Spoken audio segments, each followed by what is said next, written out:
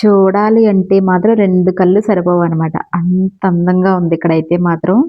ఆ సెలయేళ్ళు, ఆ చుట్టూ ఆ పచ్చని చెట్లు ఎంత బావుందంటే అంత బాగుంది. అదైతే మాటల్లో చెప్పలేమనుకోండి. చూత్తేనే గాని తెలియదు ఆ అందం అయితే మాత్రం.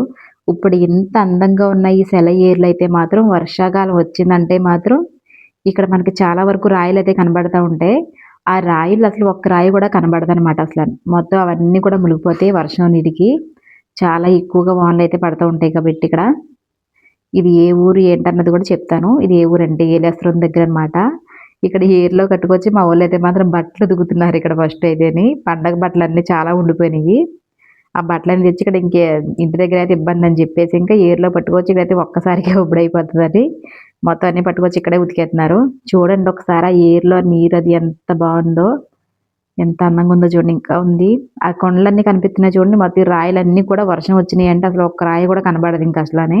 మొత్తం అన్నీ కూడా మునిగిపోతాయన్నమాట. నీరు పైది వరకు వచ్చేత్తది నీరంతాని.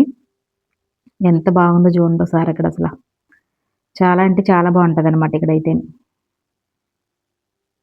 చూడ్డానికి